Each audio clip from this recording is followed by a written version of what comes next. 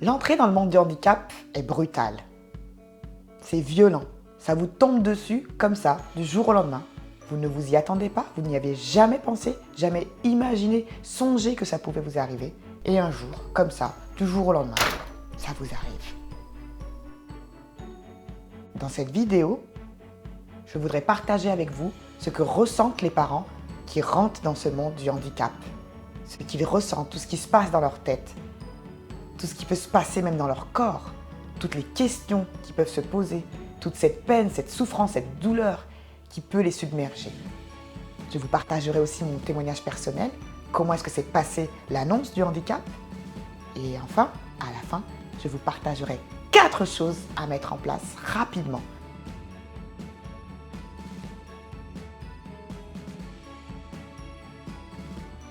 Comme je vous le disais tout à l'heure, l'entrée dans le monde du handicap est brutale. Ça, il faut le savoir. C'est vraiment quelque chose de choquant, quelque chose de traumatisant. J'ai recensé 3 façons de pouvoir rentrer dans ce monde-là. C'est peut-être pas toutes les façons. D'ailleurs, s'il y en a d'autres, n'hésitez pas à me le dire en commentaire. Mais en tout cas, d'après ce que j'ai vu, d'après les témoignages que j'ai lus et l'analyse que j'ai pu faire, il y a 3 façons de pouvoir rentrer dans ce monde. La première, ça va être au cours d'une grossesse. Alors voilà, vous attendez votre enfant et vous allez faire vos différents examens médicaux et là, à un moment, les médecins détectent qu'il y a un truc qui ne va pas. Et du coup, ils vous demandent de faire des tests supplémentaires et à la suite de ces tests supplémentaires, vous avez la sentence qui tombe, votre enfant est handicapé. Donc là, c'est l'une des façons. C'est vrai que c'est aussi très choquant parce qu'en plus, la personne est enceinte, donc elle est avec toutes les hormones, un peu plus fragile, un peu plus sensible. Donc là, ça doit vraiment être très délicat. Ce n'est pas ce que j'ai vécu, mais je me mets à la place de ces mamans-là, de ces parents-là, ça doit vraiment être très délicat. Donc vraiment, force et tout courage à toutes les personnes qui passent par une situation comme celle-ci. Ce n'est pas évident, mais comme je vous l'ai dit tout à l'heure, à la fin, j'aurai 4 choses à partager avec vous pour atténuer vraiment cette douleur et pour que ça se passe le mieux possible. Une deuxième manière, ça va être à l'accouchement. À l'accouchement, donc là, vous attendez votre enfant, vous avez préparé la chambre de votre enfant, vous avez avec votre petit trousseau, vous arrivez à la maternité, et là, quand votre enfant arrive, on vous annonce que votre enfant ne sera pas comme les autres. Là aussi, c'est pas du tout évident. Alors dans cette deuxième façon de rentrer dans ce monde-là, comme je vous disais, c'est très compliqué parce qu'on bascule soudainement d'une grande joie à une très profonde peine. Et souvent, ce qui se passe, comme ça a été mon cas et je vous le détaillerai tout à l'heure dans mon témoignage, c'est que on y va vraiment comme ça, très joyeux, on est super content, on attend son enfant. Et en fait, ce qui est très douloureux dans ce cas-là, c'est qu'on ne prend pas le temps de savourer l'arrivée de notre enfant. Donc, d'où l'importance de vraiment mettre en pratique ce que je vais vous dire tout à l'heure.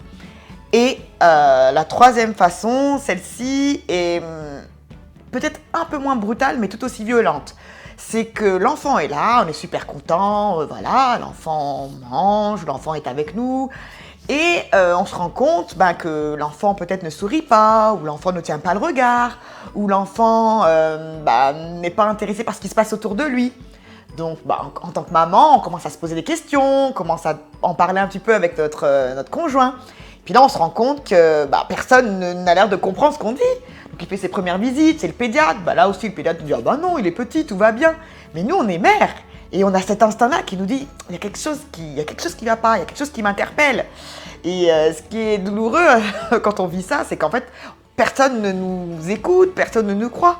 Et puis, au fil des mois, on se rend compte que l'enfant ne s'assoit pas, ou l'enfant n'attrape rien avec la main, ou voilà. Et puis, on va encore voir le médecin, et là, on demande vraiment des réponses à nos questions. Et là, voilà, la sentence tombe. Donc, je vous ai parlé de 3 points principaux, 3 façons de rentrer dans le monde du handicap pour les parents. Mais en fait, il y en a un 4e qui vient à l'esprit comme ça, en y pensant. C'est les enfants qui ont un accident de la vie, qui deviennent handicapés à cause d'une raison externe. Je sais pas, moi, un accident de la route ou quelque chose qu'il aurait mangé, qui lui aurait rendu infirme. Enfin, toutes ces raisons-là. Je connais moins ces cas, donc si vous connaissez des personnes comme ça, n'hésitez pas aussi à me le mettre en commentaire. Mais en fait, il y a 4 façons de rentrer brutalement dans le monde du handicap. Le point commun entre toutes ces façons-là, c'est que c'est violent, c'est que ça fait mal, qu'on ne s'y attendait pas et qu'on n'avait jamais imaginé que ça pourrait nous arriver. Donc je vais vous donner un peu plus de détails en vous parlant de mon cas personnel, comment est-ce que moi je l'ai vécu et comment est-ce que j'ai réussi à me relever.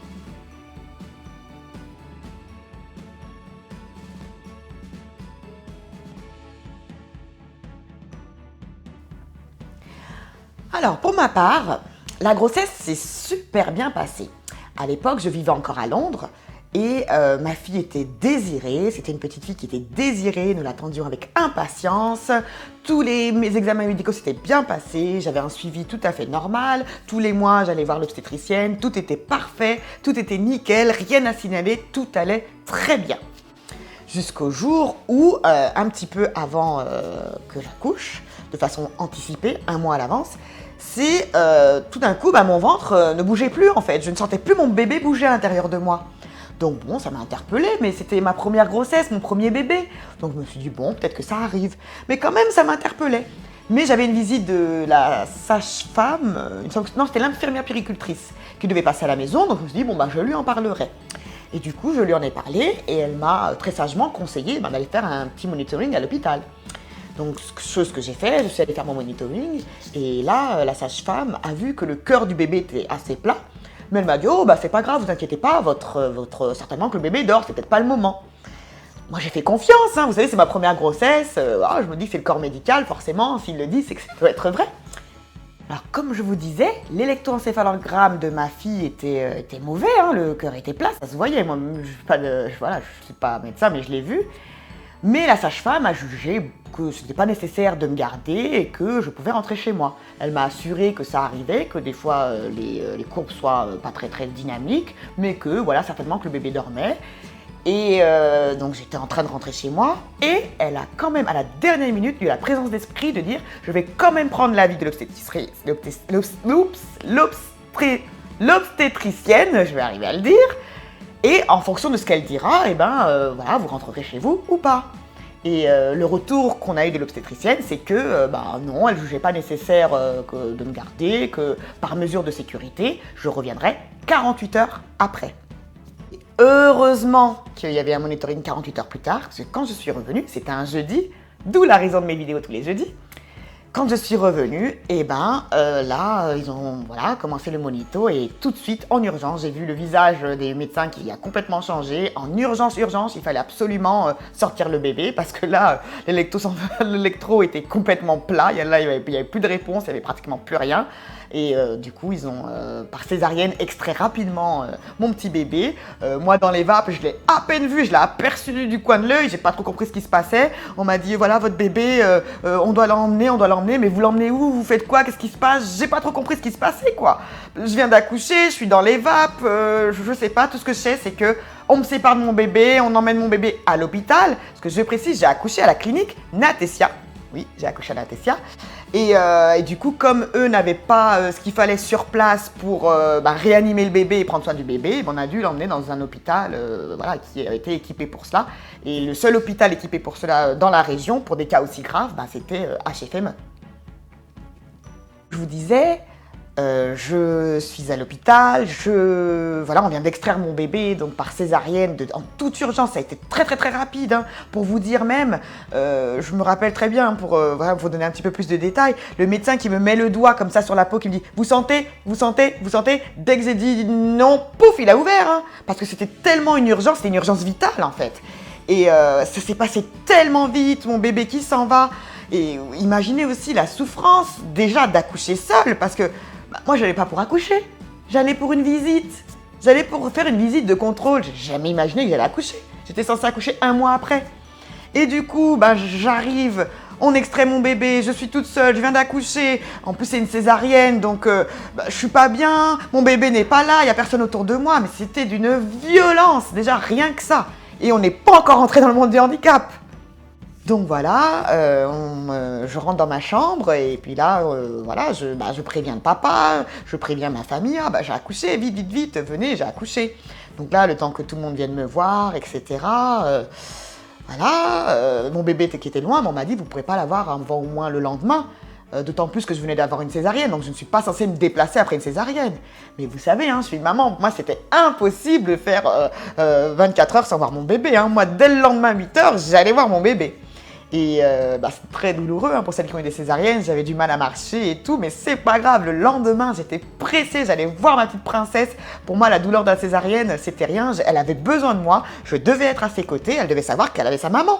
C'est voilà, être séparée de son bébé comme ça à la naissance, c'est horrible. Donc, petit conseil au passage, si vous devez accoucher, privilégiez les hôpitaux où vraiment voilà, ils peuvent prendre tout de suite votre enfant en charge. Parce que les cliniques, c'est bien beau, hein, il y a le confort, il y a tout ce que vous voulez, mais quand il y a des incidents comme ça, c'est vraiment pas l'idéal. Mais parenthèse fermée. Donc je vous disais, j'arrive donc le lendemain, malgré la césarienne, malgré la douleur et tout ça, toute heureuse de voir ma fille. Donc j'arrive, elle est en néonatologie. Donc si vous ne savez pas, pour rentrer en néonatologie, il y a un protocole vraiment très strict, hein, où il faut vraiment se désinfecter les mains, il faut mettre une blouse, mettre des surchaussures. Vraiment, voilà, ça comprend bien 10 minutes pour vraiment être prêt à rentrer en néonatologie. On n'a pas le droit au téléphone, on n'a droit à rien du tout en fait, ni les sacs, on a un petit endroit où on laisse son sac, parce que c'est une pièce qui doit vraiment être stérile.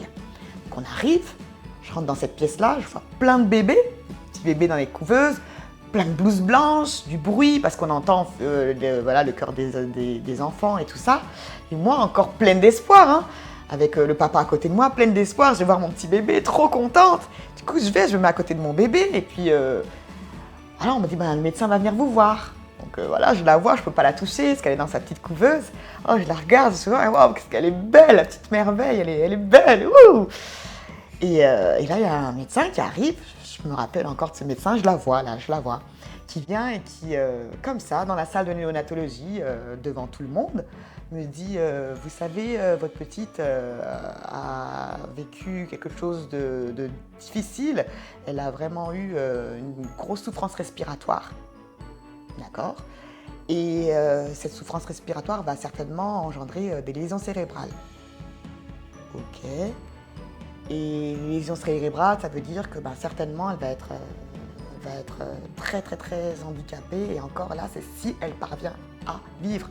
Mais pour être honnête avec vous, nous ne pensons pas qu'elle va survivre. Voilà comment je suis rentrée dans le monde du handicap.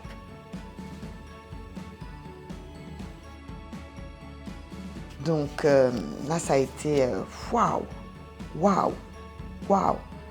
Je me suis dit, mais j'ai mal entendu. En fait, elle parlait pas à moi, elle s'est trompée de dossier, en fait. C'est pas possible. Moi, mon bébé, elle va très bien. Mon bébé, elle va très bien. Elle attend qu'une chose, c'est que je la prenne contre moi, qu'on rentre à la maison à Londres et tout va bien se passer. Mon bébé, elle a pas de lésion cérébrale, elle va bien. Et du coup, je regarde le papa en lui disant, mais j'espère que j'ai bien compris. On n'a pas compris, elle parlait pas à nous. Lui aussi, il me regarde, il sait pas quoi dire. Je vois lui qui s'effondre, moi aussi, j'ai envie de m'effondrer, mais je peux pas m'effondrer parce que lui, il est déjà... Qu'est-ce qu'on fait? Et le bébé, il est là. Qu'est-ce qu'on fait, quoi? Et en plus, il y a tout le monde. On pleure devant tout le monde. On crie. On fait quoi? T'es obligé de te contenir. T'es obligé... Tu sais pas ce qui t'arrive. Tu comprends pas. Et on pleure, évidemment. Et puis, on sort de la néonate. Et puis là, il y avait ma sœur qui m'attendait, qui me dit « Alors ?» Et moi, en pleurs. « Mais qu'est-ce qu'il y a ?» Ouais, non, ça va pas. Et sur le coup, t'as pas envie de pleurer, ça sort pas, t'as la gorge nouée. Et puis après, tu vois ta mère, alors le bébé? Ça va pas. Puis ils sentent bien qu'il y a quelque chose, mais t'as pas les mots, tu sais pas comment leur expliquer. Ça a déjà été tellement violent pour toi, t'as déjà pas encore encaissé le truc, et déjà tu dois déjà l'expliquer à ta famille. C'est d'une violence, vous pouvez pas imaginer. Et à la suite de ça, t'as un enfant qui va être différent. Pour l'instant, on n'était même pas encore au stade où on va avoir un enfant différent. On était encore au stade, est-ce qu'elle va survivre? Donc, pour nous, on ne savait pas si elle allait survivre ou pas. On était jeudi, ils nous ont dit qu'elle ne passerait pas dimanche. Par un miracle vraiment exceptionnel, elle a passé dimanche. À partir de dimanche, ils nous ont dit qu'elle devait aller faire un IRM et que l'IRM, en fait, déterminerait si oui ou non on allait continuer l'assistance respiratoire. Donc elle a fait cet IRM, et cet IRM a confirmé les lésions cérébrales qui étaient vraiment très importantes. Et ils nous ont dit qu'à cause de ces lésions cérébrales, ils ne recommandaient pas de laisser l'enfant en fait, sous assistance respiratoire, parce que là encore il y avait des conséquences. Faire un choix, et les médecins m'ont très fortement recommandé d'arrêter en fait, parce que de toute façon, Voilà, c'était pas bon. Et j'ai accepté. Et à ce moment-là, heureusement, j'avais une mère qui avait une foi, mais à un niveau, qui m'a dit, t'inquiète pas ma fille, ça va aller, elle va vivre. Quand elle me disait ça, je lui dis, mais en fait, tu sais pas ce que tu dis. Je t'ai pas tout dit, tout ce que les médecins m'ont dit. Mais bon, si tu le dis, hein, peut-être.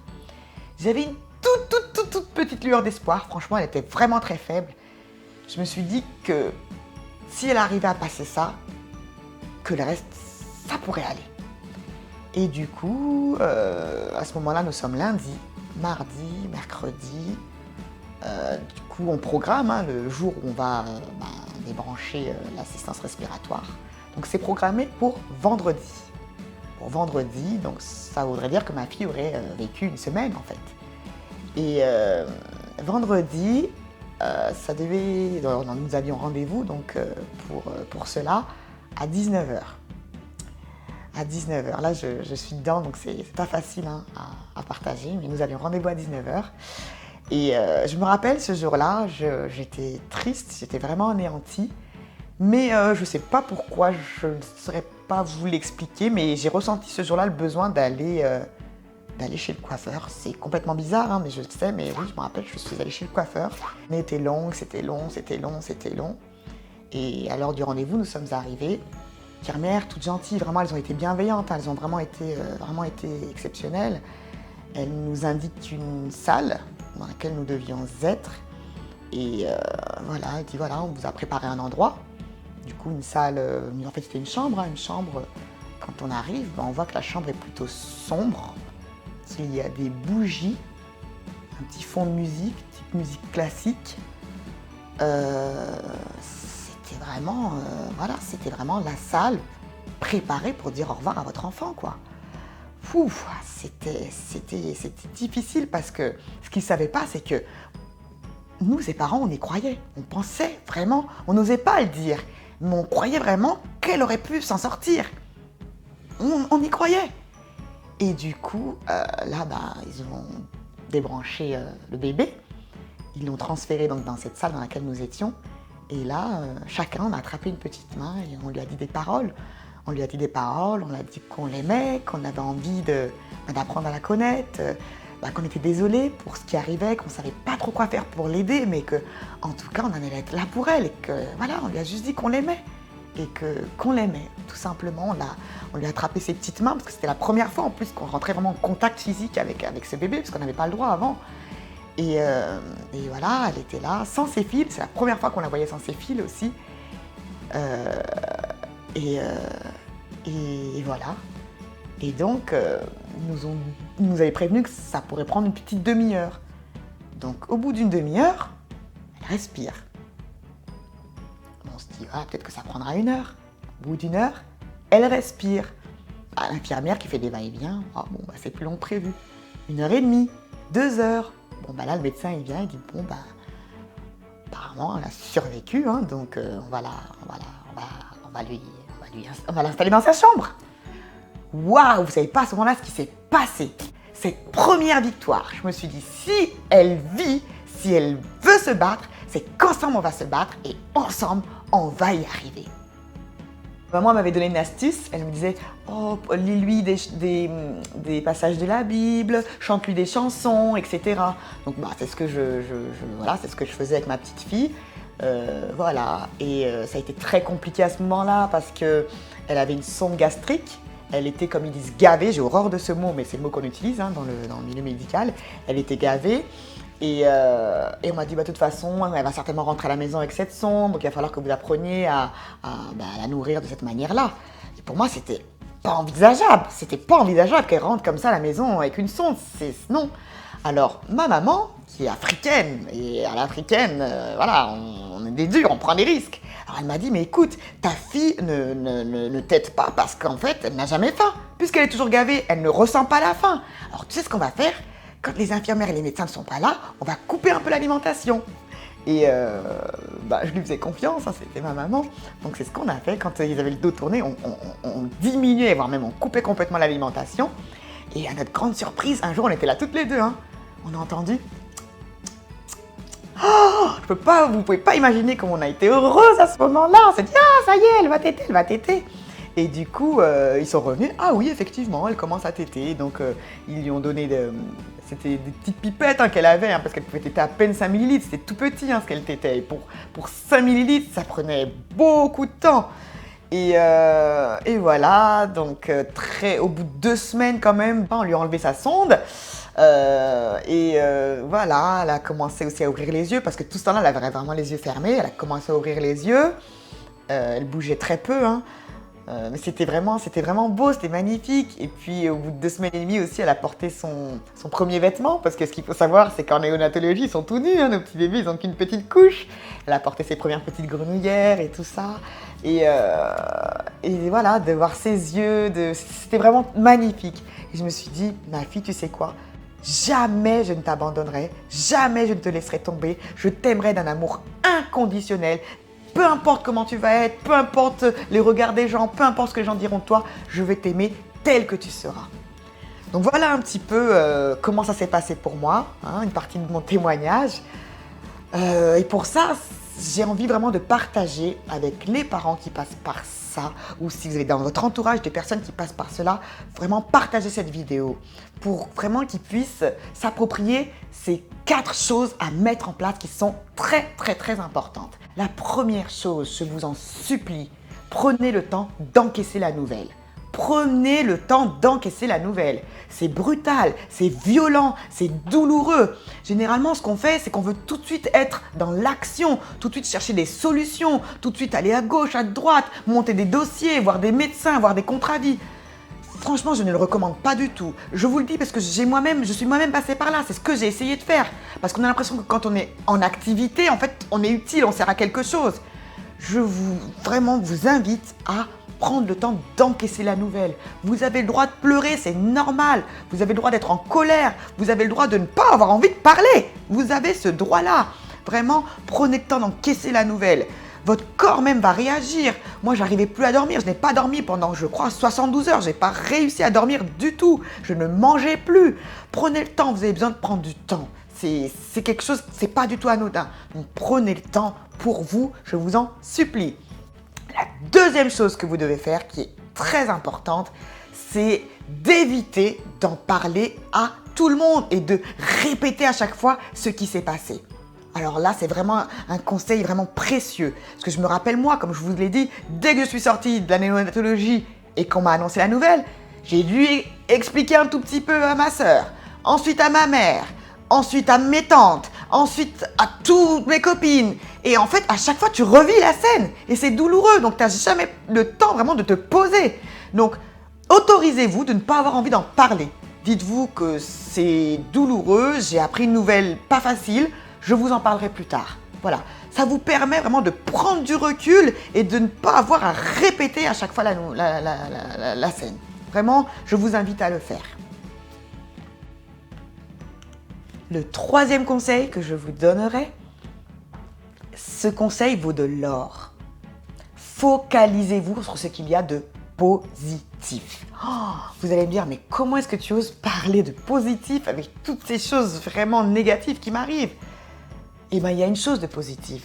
Votre enfant est handicapé, il n'est pas mort. L'enfant est en vie, il vit. Ma petite Gabi, elle était en vie. Et ça, c'était ce qu'il y avait de positif. Focalisez-vous sur ça, sur les petites victoires du quotidien. Par exemple, moi, quand elle a réussi à téter, quand l'enfant a porté sa première grenouillère, focalisez-vous sur ce qu'il y a de positif. Ça va vous obliger à discipliner vos pensées, à pas aller dans tous les sens, à pas... Voilà. Focalisez-vous sur ce qu'il y a de positif et tout le reste, n'y accordez pas d'importance pour l'instant. Enfin, le quatrième et dernier conseil que je vous donnerai, refusez à tout prix la peur. Je crois qu'à ce moment-là, la pire des choses, c'est vraiment d'avoir peur. Pourquoi est-ce qu'on a peur? Parce qu'on rentre dans un monde inconnu. On ne connaît pas le monde du handicap. Pour la plupart des personnes, ils n'ont jamais eu de personne comme ça dans leur famille, ni dans leur entourage. Du coup, ils ne savent pas à quoi s'attendre. Et c'est ça, en fait, qui fait peur. Ça nous fait peur parce qu'on se dit, mais comment va être ma vie? On m'annonce que mon enfant ne pourra pas marcher, que certainement il ne va pas parler, que je ne vais plus pouvoir travailler. En gros, je n'aurai plus de vie. Certainement, je vais perdre tous mes amis. Ça fait peur, en fait. Alors, il y a une chose que vous devez faire, c'est en même temps que vous focalisez sur vos pensées, sur tout ce qu'il y a de positif, refusez la peur. Non, non, non, non. Je ne veux pas la peur.